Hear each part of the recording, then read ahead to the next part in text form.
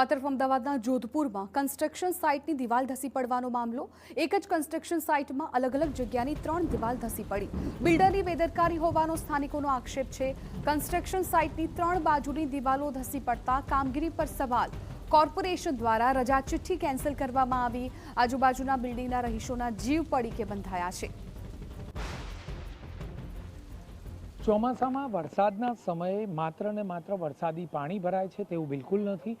સમસ્યાઓ અનેક આ વખતે જોવા મળી છે, જેમાં જે કન્સ્ટ્રક્શન સાઇટ ચાલતી હોય તે કન્સ્ટ્રક્શન સાઇટ પર દિવાલ તૂટી પડવાની ઘટનાઓ અનેક બની છે। જેમાંની આ જોધપુર વોર્ડમાં બનેલી ઘટના છે કે જ્યાં દિવાલ પડી જતો હોવાનો એક લાઈવ વિડીયો પણ સામે આવ્યો હતો। એક નહીં પરંતુ 3 બાજુથી એક જ કન્સ્ટ્રક્શન સાઇટમાં દિવાલો તૂટી પડવાની ઘટના બની છે।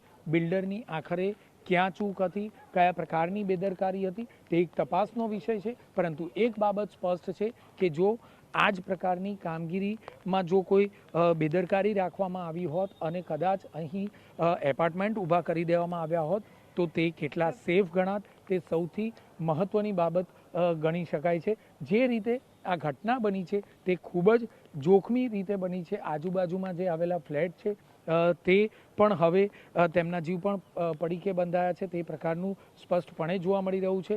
મહત્ત્વની બાબત છે કે આખરે હવે ક્યારે અને કેવી રીતે આ કામગીરી પૂર્ણ કરવામાં આવે અને જે આ સ્કીમ છે, જે કન્સ્ટ્રક્શન સાઇટ છે તેની આજુબાજુના રસ્તા ફરીથી ક્યારે કાર્યરત થાય તે બાબત મહત્ત્વની છે। કેમેરામેન દીપક સેન સાથે જિગ્નેશ પટેલ, TV9 અમદાવાદ।